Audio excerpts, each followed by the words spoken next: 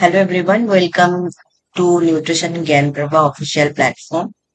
তো আজকে আমরা যে বিষয়টা নিয়ে আলোচনা করব সেটা মূলত মক টেস্ট সিরিজ, এবং সেখানেই আমরা this is the first day of mock test practice session class. So এটা স্পেসিফিক্যালি WBSLSC-র জন্য খুবই ইম্পর্টেন্ট, এবং তাছাড়াও WB সেট এবং UGC নেট যে নিউট্রিশন পোর্শনটা আছে তারাও চাইলে এই ইন্ডিভিজুয়াল মক টেস্টটা সেই এক্সামিনেশন গুলোর জন্য কিন্তু একইভাবে গুরুত্বপূর্ণ। কিন্তু আমি অবশ্যই আবারও এটা রিপিট করতে চাইবো যে primarily this video is very much important for WBSLST। তো আজকে হচ্ছে আমাদের মক টেস্ট সিরিজের প্রথম দিন, এবং যেমনটা তোমরা দেখতে পাচ্ছ, অবশ্যই তোমরা সাবস্ক্রাইব করে নাও চ্যানেলটিকে। কেন কি, যদি তোমাদের সাপোর্ট পাই আমরা, তাহলে কিন্তু অবশ্যই আজকে প্রথম দিন মক টেস্ট সিরিজ প্র্যাকটিসের। সেক্ষেত্রে আমরা কিন্তু এই মক টেস্ট সিরিজটা পরীক্ষার আগ অব্দি একইভাবে রান করাতে থাকবো, যাতে তোমাদের হেল্প হয়, তোমাদের প্রপার একটা প্র্যাকটিস হয়।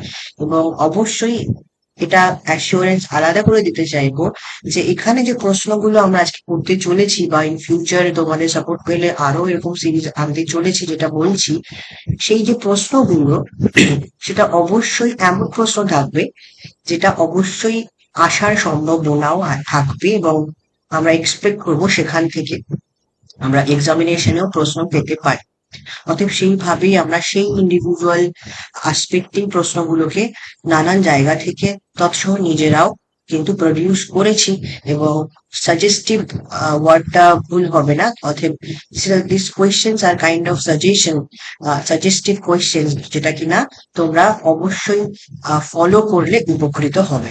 তো আবারও আরেকবার অনুরোধ করতে চাইবো to the student that if you are willing to see these kinds of videos, specifically mock test series, mock test practice session, then do subscribe the channel and also click the bell icon, and definitely share with your fellow friends and students যাতে তাদেরও লাভ হয়। ঠিক আছে, তো আমি without delaying we are going to start from the first question. তো যেমনটা বললাম, আমাদের প্রথম যে প্রশ্নটা চলে আসতে চলেছে, এটা সম্পূর্ণ বেঙ্গলি মোডে হবে ক্লাসটা, কারণ এটা WBSLST কে মূলত টার্গেট করেই আমরা করেছি।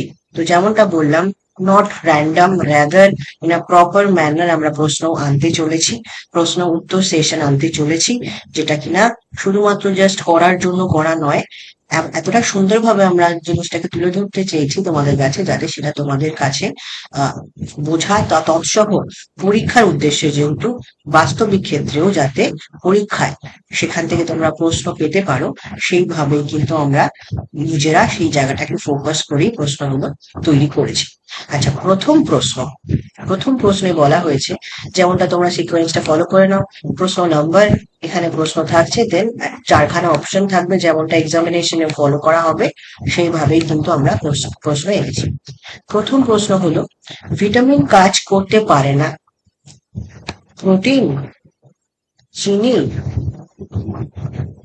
অ্যাসকর্বিক অ্যাসিড, না খনিজ লবণ ছাড়া? যদি তোমরা প্রশ্নটাকে খুব ভালো করে দেখো, জানতে চেয়েছে কোন নির্দিষ্ট নিউট্রিয়েন্টের অভাবে ভিটামিন কাজ করতে পারে না।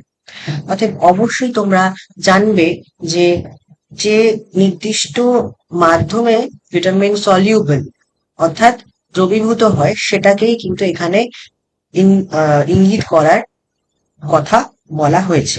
ঠিক আছে, তো এখানে আমরা কিন্তু প্রোটিন, চিনি, অ্যাসকর্বিক অ্যাসিড, খনিজ লবণ, এই অপশনস গুলো যেটা দিয়েছে, সেক্ষেত্রে উত্তরটা কিন্তু এখানের অপশন অনুযায়ী নাম মিলছে না খুব একটা।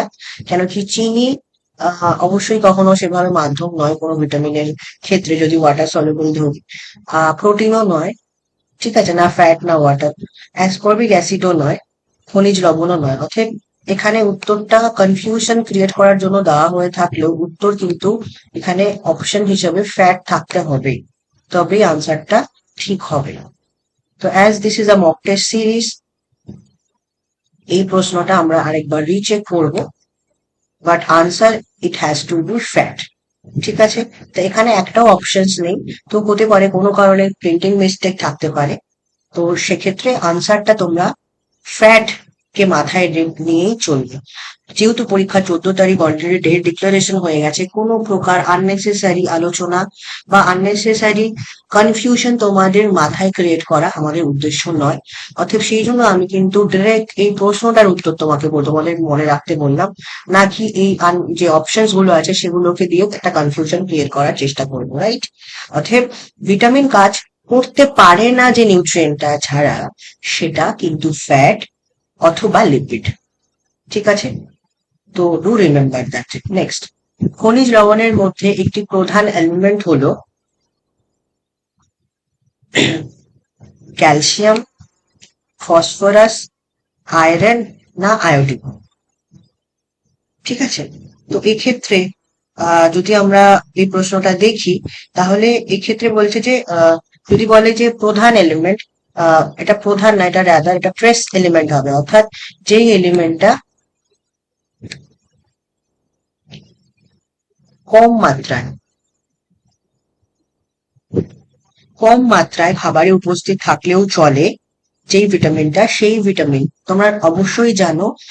আমি প্রশ্নের সাথে সাথে কনসেপ্টও দিতে থাকবো, কারণ সেটাই উদ্দেশ্য। ঠিক আছে, একটা প্রশ্ন পড়িয়ে আমি চলে যাব, একটা প্রশ্নের উত্তর জাস্ট জানিয়ে চলে যাব, এমনটা করলে কিন্তু আলটিমেট লাভ হবে না, রাদার যদি কনসেপ্ট না থাকে যে কোনো পরীক্ষার ক্ষেত্রে এটা কিন্তু বাঞ্ছনীয়। তো খনিজ লবণের মধ্যে দু রকমের তোমাদের এলিমেন্ট থাকে, একটা হচ্ছে ট্রেস এলিমেন্ট, আর একটা হচ্ছে তোমার যেটা হচ্ছে গিয়ে মেজর এলিমেন্ট, আর অন্যদিকে মাইনর এলিমেন্ট। তো এক্ষেত্রে যেটা প্রধানত কাজে লাগে, আহ মানে যেটা ছাড়া সেভাবে তোমার বডি ফাংশন করতে পারবে না, সেটা যদি তুমি মাথায় রাখো, মানে যেটা খুবই গুরুত্বপূর্ণ, ঠিক আছে, তাহলে সেক্ষেত্রে কোনটা প্রয়োজনীয় সেটার কথা এখানে বলা হয়েছে। তো যেমনটা আমরা দেখছি, যদি বলি স্ট্রেস এলিমেন্ট, যেমনটা বললাম, তো স্ট্রেস এলিমেন্ট একটা প্রধান এলিমেন্টের মধ্যে পড়ে, যেটা ছাড়া দেহ কাজ করতে পারবে না। ঠিক আছে, তো এর মধ্যে কোনটা, ক্যালসিয়াম, ফসফরাস, আয়রন, আয়োডিন। তো এক্ষেত্রে stress element these are major element, এটা 100 mg বেশি মাত্রায় দেহে প্রয়োজনীয়তা পড়ে, কারণ 90% দাঁত এবং বোনের গঠন, 99% বোন এবং তোমার টিথ এর ক্ষেত্রে কিন্তু এই ক্যালসিয়াম আর ফসফরাসের প্রয়োজনীয়তা থাকবে 100%, সেটা দিয়েই তৈরি। স্ট্রেস মানে যেমনটা বললাম, সেটা কিন্তু খুব কম মাত্রায় প্রয়োজনীয়তা পড়ে। তাহলে এর মধ্যে কোন দুটি, যেগুলো স্ট্রেস মিনারেল এবং সেটা ছাড়া দেখবো মানে তোমার ইন্ডিভিজুয়াল যে বডির কাজ চলবে না, সেটা কিন্তু এখানে যেটা যে অপশনস গুলো আছে তার মধ্যে উত্তরটা কিন্তু আয়রন হয়ে যাবে, কারণ আমরা জানি যে আয়রন কম মাত্রা, ইউজুয়ালি নর্মাল ভাবেই আয়রন মোটে 5% অ্যাবজর্পশন হয় আমাদের দেহে, রাইট? এবং সেটাকে আমরা বৃদ্ধি করতে পারি যদি খুব সঠিক নিয়মাবলী মেনে আমরা খাদ্য গ্রহণ করি, যেমন অ্যান্টি নিউট্রিয়েন্ট যদি খাবারে না থাকে, যেমন তোমার ট্যানিন কিংবা ফসফেট, রাইট? তারপরে অন্যদিকে যদি আমরা অ্যানিমাল প্রোটিন, যেটাকে কি বলা হয়, হিম প্রোটিন, মানে হিম হিম আয়রন যেখানে থাকে, আমরা জানি heme iron and non heme iron. Animal যে সোর্সেস গুলো আছে, অ্যানিমাল সোর্সেস এর মধ্যে হিম আয়রন এবং নন হিম আয়রন আমাদের প্ল্যান্ট সোর্সেস এর মধ্যে থাকছে। তো অ্যানিমাল সোর্সেস এর ক্ষেত্রে যেহেতু হিম আয়রন থাকে, তাই জন্য কিন্তু যদি আমরা অ্যানিমাল সোর্সেস মানে chicken, lean meat, then on the other hand your for example চিকেনের যে তোমার লিভার হয়ে গেল, সেখানেও যথেষ্ট মাত্রায় আয়রন পাওয়া যায়। তারপরে অন্যদিকে মাছ হয়ে গেল, ঠিক আছে, সেখানেও তুমি সামুদ্রিক মাছে পাবে, আয়োডিনটাও সামুদ্রিক মাছে ভালো থাকে। But in case of iron, animal protein is very much important along with your lemon আর ascorbic acid, because ascorbic acid যদি তুমি একই সাথে আয়রনে নিতে পারো, সেটা কিন্তু আয়রন অ্যাবজর্পশনকে বাড়িয়ে দেয়। তো এটা তো আমি অলটুগেদার একটা কনসেপ্ট দিলাম, তো উত্তরটা এখানে তোমরা বুঝতেই পারছো আয়রন হবে। ঠিক আছে, এটা মাথায় রাখতে হবে। দেন দাঁত ও হাড়ের প্রধান যে ইন্ডিভিজুয়াল লবণ প্রয়োজন হয় বা মিনারেল, সেটা কি? তাহলে অবশ্যই সেটা কিন্তু আমরা জানি যে দাঁত ও হাড়ের ক্ষেত্রে যদি প্রশ্নই আসে, তাহলে কিন্তু সেখানে ক্যালসিয়াম বাদ দিয়ে আর যেটা আহ প্রয়োজনীয়তা পড়ে সেটা কিন্তু ফসফরাস, এবং এরা মেজর মিনারেল, 100 mg বেশি প্রয়োজনীয়তা পড়ে। তাই জন্য কিন্তু আমরা জানি যে যদি ক্যালসিয়াম অপশনে থাকতো তাহলে ক্যালসিয়াম বলতাম, যেহেতু ফসফরাস আছে তাই সেটাকে আমরা ফসফরাস বলবো। এই প্রশ্নটাও ভালো প্রশ্ন, যে বলছে, যেখানে বলা হচ্ছে যে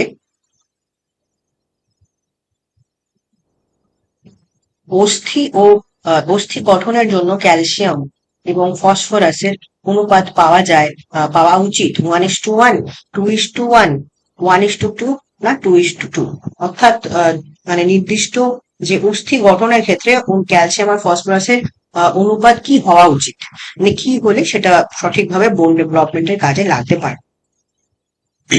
তাহলে তোমরা ভালো করে যদি অপশনটা দেখো, তাহলে তোমরা জানোই যে একটা নির্দিষ্ট যে অনুপাত সেটা যদি মেনটেন না হয়, তাহলে কিন্তু তোমার বোন যে ডেভেলপমেন্ট সেটা সঠিকভাবে হবে না।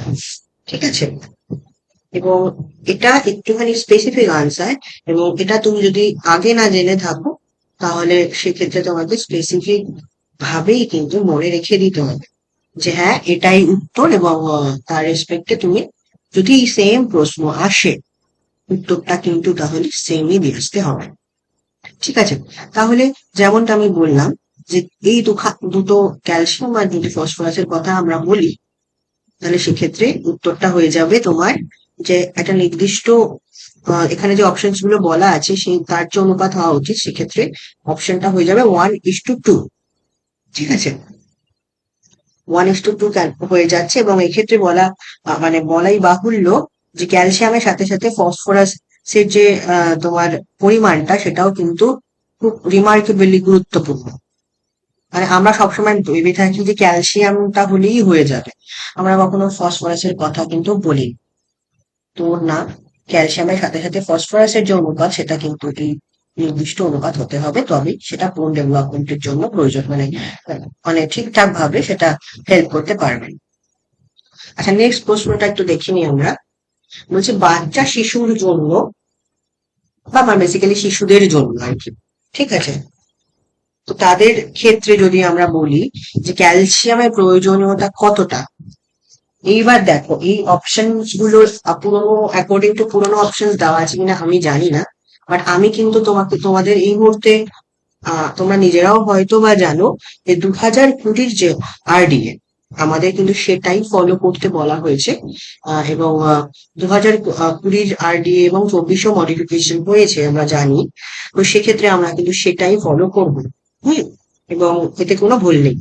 তো যদি আমরা 1 থেকে 3 বছরের কথা বলি, আমি এখানে তোমাদের কি অপশন আছে রাদার সেটা না বলে আলটিমেট আনসারটা কি হবে আমি সেটা 2020 হিসাবে বলে দিচ্ছি, কারণ আর কিন্তু আইসিএমআর এর 2010 ফলো হবে না, 2020 হিসাবে কিন্তু আমরা মনে রাখতে হবে, এটা আমি আবারও বলে দিলাম। আচ্ছা, নেক্সট তাহলে 1 থেকে 3 বছর বাচ্চা বলা হয়েছে, 1 থেকে 3 বছরের একটা রেঞ্জ হয়, আর একটা হচ্ছে 4 থেকে 6 বছর। তোমরা জানো যদি তোমরা আরডিএ পড়ে থাকো, তাহলে 1 থেকে 3 বছরের যদি বাচ্চাদের কথা বলা হয় তাদের জন্য 500 mg, 500 mg হয়ে যাবে তোমার রিকোয়ারমেন্ট। 500 হয়ে যাবে, এবং 4 থেকে 6 বছরের জন্য আরেকটু বেশি বেড়ে গিয়ে 550 হয়ে যাবে, এটা তোমরা মনে রাখবে। যদি মনে হয় লিখে নিতে পারো। তবে আমরা জানি আরডিআই ইজ ইম্পর্টেন্ট।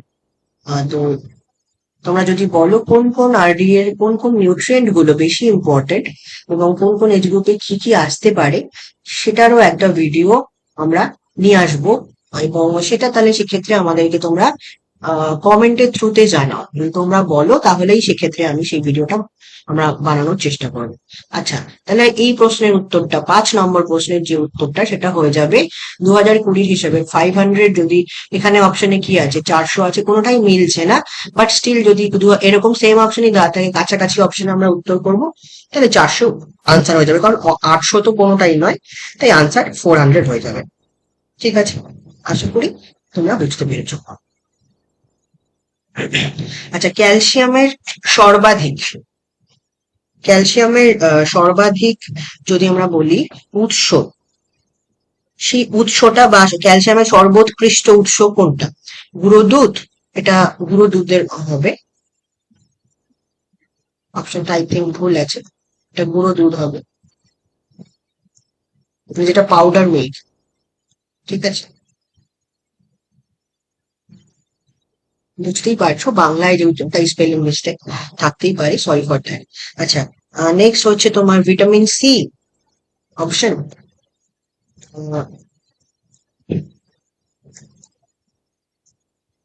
আর নেক্সট হচ্ছে এটা শুটকি মাছ, ঠিক আছে, শুটকি মাছ। ভালো করে শোনো অপশন গুলো, তারপর আনসার করবে। তোমরা ভিডিওটাও যখন দেখছো নিজেরাও কিন্তু আনসার কোনটা কোনটা হবে সেইভাবে খাতায় লিখতে থাকো, দিন লাস্টে নিজেরাও মিলিয়ে একবার চেক করলেও তোমরা কটা ঠিক করবে। ঠিক আছে, সেক্ষেত্রে তোমাদেরও একই সাথে প্র্যাকটিস হয়ে যাবে। শুটকি মাছ নাকি তোমার শাক পাতা, কোনটা এখানে অপশন? তাহলে ভিটামিন সি নাকি গুঁড়ো দুধ নাকি শুটকি মাছ নাকি শাক পাতা, এইগুলোর মধ্যে ক্যালসিয়ামের সর্বোৎকৃষ্ট আহ উৎস কোনটা হতে পারে সেটা তোমরা আনসার করো। আচ্ছা, তাহলে এবার খুব সুন্দরভাবে যখন আমরা প্রশ্নটা পাচ্ছি দেখে নিতে হবে। বলেছি ক্যালসিয়াম সর্বোৎকৃষ্ট মানে এর মধ্যে সব থেকে বেশি কোথায় থাকতে পারে, সেই হিসাবে আনসারটা হবে, রাইট? তো আমরা দেখছি যে আমরা সব সময় জানি মিল্কে কিন্তু ক্যালসিয়াম কনসেন্ট্রেশন বেশি থাকে। এবার গুঁড়ো দুধ মানে কিন্তু এই নয় সেখানে যে ক্যালসিয়ামের মাত্রা কমে যাবে। মাইনিউট অ্যামাউন্ট যদি ভুল পদ্ধতিতে তোমার পাউডার কনভার্সন করা হয় সেক্ষেত্রে একটু লস হতে পারে, but that does not mean যে ক্যালসিয়ামের মাত্রা কমে যায়। আমরা সবসময় জানি milk is very rich in calcium. ঠিক আছে, তাহলে এক্ষেত্রে উইদাউট থিঙ্কিং তোমরা কিন্তু এই গুঁড়ো দুধ যে অপশনটা আছে সেটাতে টিক করে দেবে, তাহলেই সেটা সঠিক আনসার আমরা জানি, রাইট? তো বাকি অপশনের মধ্যে শাক পাতাতে থাকতেই পারে ক্যালসিয়াম, কিন্তু অত মাত্রায় নেই। হ্যাঁ, যদি আমরা ভিটামিন সি কি করে তোমার ক্যালসিয়ামের উৎস হবে? তো তো কোনোভাবেই না, এটা তো আগেই বাদ চলে যাবে, তাই না? নেক্সট যেটা আমরা মনে হতেই পারে যে শুটকি মাছ যেহেতু একটা মাছ, যেটাকে সামুদ্রিক মাছ, এবং সেটাতে শুকিয়ে না হচ্ছে, ক্যালসিয়াম হয়তো থাকবে, বাট এটা কখনোই ক্যালসিয়ামের সর্বোৎকৃষ্ট উৎস নয়। ঠিক আছে, নেক্সট নেক্সট এই অপশন কোয়েশ্চেনটাতে বলা হয়েছে যে ক্যালসিয়াম শোষণে সহায়তা করে vitamin A, vitamin D, vitamin C, niacin. ওটা ভিটামিন ই হবে না, এটা ভিটামিন সি হবে এই অপশনটা। এবার তোমরা আনসার করো।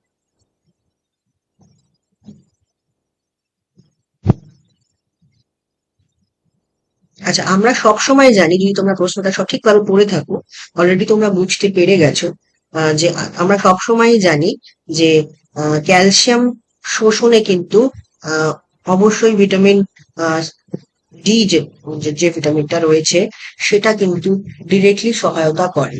তাই উইদাউট এনি থিঙ্কিং আমরা কিন্তু সব সময় এটা জানি যে ক্যালসিয়াম আর ভিটামিন ডি এর কত সুন্দর একটা সিনার্জিস্টিক অ্যাকশন আছে বোন ডেভেলপমেন্টের ক্ষেত্রে। অর্থাৎ যে তুমি যদি অনেকটা ক্যালসিয়াম রিচ খাবার খেয়ে নিলে কিন্তু ভিটামিন ডি এর অভাব তোমার দেহে, তাহলেও কিন্তু তোমার বোন মিনারেল ডেন্সিটি কমে যাবে। কেন কমে যাবে? হোয়াই? বিকজ আমরা জানি যে ভিটামিন ডি হচ্ছে সেই ভিটামিন যেটা কিনা আলটিমেট ক্যালসিয়াম শোষণে সহায়তা করে। তো উইদাউট এনি থিঙ্কিং আমরা জানি যে আনসারটা ভিটামিন ডি হয়ে যাবে, রাইট? আচ্ছা, ক্যালসিয়ামের ঘাটতি দেখা যায় রিকেট, নাইট ব্লাইন্ডনেস। আচ্ছা, এই প্রশ্নটা, আচ্ছা নেক্সট অপশন তোমার এটা হবে হচ্ছে, আমাকে একটু দেখতে হবে। আচ্ছা, আমরা নেক্সট প্রশ্নটা তাহলে করে ফেলি, আটের পরে যেটা আছে। আচ্ছা আচ্ছা, এখানে আরেকবার বলা আছে, এটা একবার দেখে নেওয়া যায়। ক্যালসিয়ামের ঘাটতি দেখা যায় রিকেটে, নাইট ব্লাইন্ডনেসে, সাইট্রিক অ্যাসিডের অভাব নাকি ফাইটে। তো এই দুটো তো প্রথমেই বাদ চলে গেল, খুবই সহজেই বোঝা যাচ্ছে। দেন নাইট ব্লাইন্ডনেস ভিটামিন এর অভাবে হয় নাকি vitamin D, right? Vitamin A. তো এটাও হলো না, তাহলে আনসার হয়ে যাবে রিকেট। এটা খুব সোজা প্রশ্ন, আশা করি তোমরাও জানতে একটু অবশ্যই জানতে। নেক্সট হচ্ছে তোমার ভিটামিন, সরি 9 নম্বর প্রশ্ন। দাঁত ও হাড়ের গঠনে ক্যালসিয়ামের সাথে কোন মিনারেল আছে যেটা কিনা হেল্প করে? এটা তোমরা জানো, আমরা অলরেডি জানি যে ফসফরাস, লোহা, তামা, আয়রন, এগুলোর মধ্যে এগুলো প্রত্যেকটাই মাইনার বা ট্রেস অ্যামাউন্টে দরকার হয়। যেটা মেজরলি প্রয়োজন হয় মেজর মিনারেল, তার মধ্যে কিন্তু ক্যালসিয়ামের সাথে অবশ্যই ফসফরাস। তো এটা তোমরা জানো, উত্তরটা ফসফরাস হবে। আচ্ছা, নেক্সট বলছে 10 নম্বর প্রশ্ন। মানুষের দেহে সর্বাধিক থাকে ক্যালসিয়াম, পটাশিয়াম, ফসফরাস নাকি সোডিয়াম? এটা একটু ভেবে উত্তর করবে, এবং আশা করি তোমরা যদি একটু ভাবো তাহলে কিন্তু তোমরা উত্তরটা জানো। বলা হয়েছে মানুষের দেহে সর্বাধিক মাত্রায় এর মধ্যে কোন মিনারেলটা থাকে?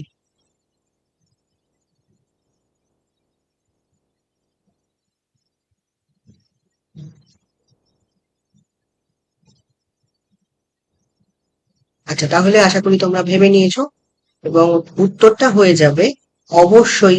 আমরা জানি যে কোনো বোন এবং টিথ, মানে দেহে তো 206টা হাড়, সে তো আলাদা করে বলার কিছু, মানে আলাদা এক্সপ্লেনেশন নিডেডই হয় না। তাহলে সব থেকে বেশি কার প্রয়োজনীয়তা পড়বে? অবশ্যই সেটা ক্যালসিয়াম, অন্য কেউ না। তাই মানুষের দেহে সর্বাধিক মাত্রায় ক্যালসিয়াম থাকে। ঠিক আছে, এটা তোমরা মনে রাখবে। নেক্সট 11 নম্বর প্রশ্ন। মানুষের দেহে সব থেকে বেশি কাজ করে ক্যালসিয়াম, ফসফরাস, লোহা না তামা? আচ্ছা, এটা হয়ে গেছে, উত্তরটা বোধহয় আমরা দেখে নিয়েছিলাম। আচ্ছা না, এটা তো 11 নম্বর তোমার প্রশ্ন। সরি সরি, না, তোমরা উত্তর করো। এটা তো, আচ্ছা, এটা অবশ্যই তোমরা বলছো যে এর মানে মানুষের দেহে সবচেয়ে বেশি কাজ কি করবে। তাহলে সেক্ষেত্রে আমাদের উত্তর হয়ে যাবে, এখানে প্রশ্নটা একটু সিমিলারও হয়ে গেল। তো এখানে এখানে কিন্তু হয়ে যাবে তোমার ফসফরাস এবং ক্যালসিয়ামের মধ্যে আহ দুটোর মধ্যেই একটা হওয়া উচিত। তো যতদূর as much as I consider, এটা ক্যালসিয়াম হওয়া উচিত। But according to the series আমরা উত্তর পাচ্ছি যে ফসফরাস। তো এই উত্তরটা আমি আরেকবার চেক করে তোমাদেরকে কমেন্ট বক্সে কনফার্ম করে দেবো। ঠিক আছে, বাট আমি এটাকে ক্যালসিয়াম আনসারই কনসিডার করছি। ক্যালসিয়ামের আধিক্যকে বলে hypercalcaemia, hypernatraemia, hyperkalaemia নাকি হাইপার গ্রাপসিমিয়া? তো অবশ্যই হাইপারের মানে তোমরা বোঝো, হাই মানে, হাইপার মানে বেশি, এটা সবসময় জানবে। আর এখানে বোঝাই যাচ্ছে ক্যালসিয়াম মানে ক্যালসেমিয়া। তো answer should be the first one, that is hyper calcaemia. Next, খাদ্যের অভাবজনিত রোগ হলো, সরি এটা খাদ্য না, এটা ক্যালসিয়ামের অভাবজনিত। ক্যালসিয়ামের অভাবজনিত রোগ হলো,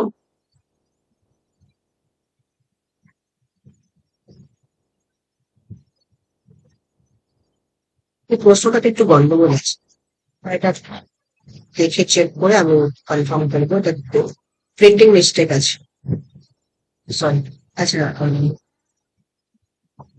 হ্যাঁ, তোমার নেক্সট প্রশ্নটা দেখে নাও।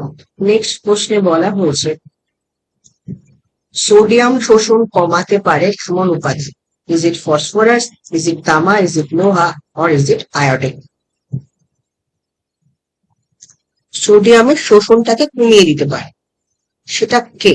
এর মধ্যে কোন নিউট্রিয়েন্টটা বা সরি মিনারেল যদি তোমরা ধরো, মানে সোডিয়াম শোষণে কে বাধা দেবে বা কমিয়ে দেবে, এর মধ্যে কে হতে পারে মনে হচ্ছে? সেটা আনসার করো, দেন আমি উত্তরটা বলে দিচ্ছি।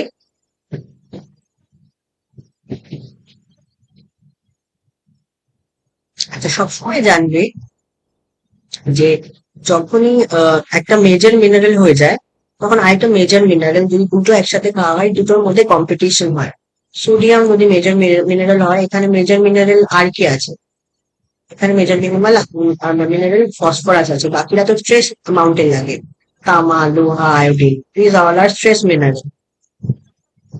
আশা করি কনসেপ্টটা বুঝতে পেরেছো।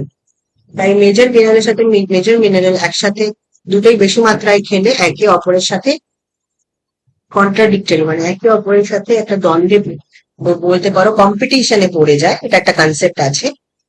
এটা this is a concept, not a logic, মানে এটা এটা আছে। তোমরা ভিটামিন যদি পড়ে থাকো সঠিকভাবে অবশ্যই জানবে যে দুটো মেজর মিনারেল যদি তুমি একই সাথে হায়ার কোয়ান্টিটিতে খেতে থাকো, তাহলে দেখা গেছে যে একজন আরেকজনের শোষণে বাধা সৃষ্টি করে, কারণ দুজনেই একইভাবে বেশি মাত্রায় শোষিত হতে চাইবে। তো যদি, যেহেতু এখানে স্ট্রেস মানে মেজর মিনারেল তোমার ফসফরাস, তাই জন্য সোডিয়ামের শোষণ কমাতে পারে এমন একটা উপাদান হচ্ছে ফসফরাস, বাকিগুলো স্ট্রেস।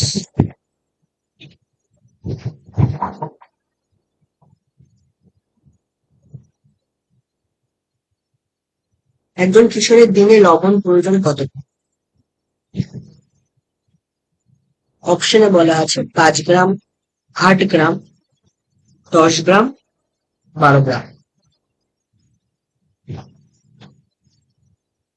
তো এর মধ্যে একজন অ্যাকচুয়ালি কিশোর নয়, এটা ভুল হবে, প্রিন্টিংটা আই থিঙ্ক ভুল আছে লেখাটা। এটা হওয়া উচিত হবে যে মানে সাধারণ একজন সাধারণ ইন্ডিভিজুয়াল, এটা সবার ক্ষেত্রেই সমান। যার হাইপার টেনশন নেই এমন একজন ব্যক্তি যদি আমরা ধরি, তাহলে তার ক্ষেত্রে এই চারটি অপশনের মধ্যে কোনটা অ্যাকিউরেট হবে? 5 গ্রাম, 8 গ্রাম, না 10 গ্রাম, না 12 গ্রাম কতটা লবণ দিলে খাওয়া উচিত? তাহলে আনসার হয়ে যাবে তোমার এখানে যে প্রশ্নটার উত্তর যেটা আমরা নির্বাচন করবো এবং সঠিক হবে সেটা হয়ে যাবে তোমার সেকেন্ড অপশন, যেটা হচ্ছে 8 গ্রাম মতো, ঠিক আছে? বা 7 গ্রাম, এটা অ্যাকচুয়ালি 7 গ্রাম না 8 গ্রাম।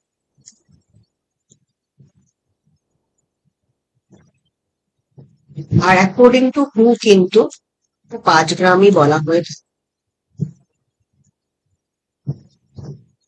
আর যদি হাইপারটেনসিভ হয় তাহলে 2.5 মানে 2.5 গ্রাম মতো, মানে এতটাই কম খেতে বলা হয়ে থাকে। বা এই 5 থেকে 6 গ্রাম বলা হয় হাইপারটেনসিভনেস জন্য, মানে একটু তার থেকে কমবে, বেশি না। তো 7 গ্রাম মতো হচ্ছে নর্মাল ইন্ডিভিজুয়াল, তো মানে চাইলে খেতে পারে, ঠিক আছে? এটা মনে রেখো। আচ্ছা, আজকে আমরা 15টা প্রশ্নের উত্তর এই সেশনে করলাম। সেশনটা একটু ছোটই রাখছি। যদি তোমরা অবশ্যই এর থেকে উপকার পাও এবং তোমরা আরো মক টেস্ট সিরিজ সলভের ভিডিও চাও, তাহলে আমাদেরকে তোমরা কমেন্ট বক্সেও জানাও, এবং অবশ্যই তোমাদের কটা কটা করে প্রশ্নের উত্তর ঠিক হবে সেটাও আমাদের বলো, এবং তোমাদের প্রশ্নগুলো কেমন লাগলো এবং তোমরা বুঝতে পারলে কিনা। আমি কিন্তু সবসময় বলছি শুধু প্রশ্ন উত্তর করে গেলে হবে না, সেই রিলেটেড কনসেপ্ট কিন্তু জানা থাকা জরুরি। তো আমরা তেমন প্রশ্ন এনেছি এবং আনবো যেটা তোমাদের পরীক্ষাতেও আসার সম্ভাবনা আছে। অতএব অবশ্যই তোমরা চ্যানেলটা সাপোর্ট করো বাই সাবস্ক্রাইবিং, তাহলে কিন্তু আমরা এই ধরনের ভিডিও আরো আনতে চলেছি, ঠিক আছে? So thank you, and definitely আমরা তোমাদের সাথে আছি, তোমাদের প্রস্তুতি বলবে, এবং সেক্ষেত্রে আমাদের সহযোগিতামূলক যা যা কন্টেন্ট রিলেটেড ভিডিও, প্রশ্ন তো অবশ্যই গুরুত্বপূর্ণ, এখন প্রাইম টাইম, তো সেই জন্য কিন্তু আমরা মক টেস্ট সিরিজ নিয়েও চলে এসেছি। নেক্সট ভিডিও তোমরা অবশ্যই অ্যাকর্ডিং টু তোমাদের যে ফিডব্যাক তার উপর ভিত্তি করে খুব শীঘ্রই আমরা নিয়ে আসছি। হয়তো 1-2 দিনের মধ্যে আমরা রেগুলারিটি মেনটেন করেই মক টেস্ট সিরিজটা আনতে চলেছি। কিন্তু হ্যাঁ, আমরা তোমাদের সাপোর্ট চাই, সেই সাপোর্টটা তোমরা দেখাতে পারো by subscribing the channel, right?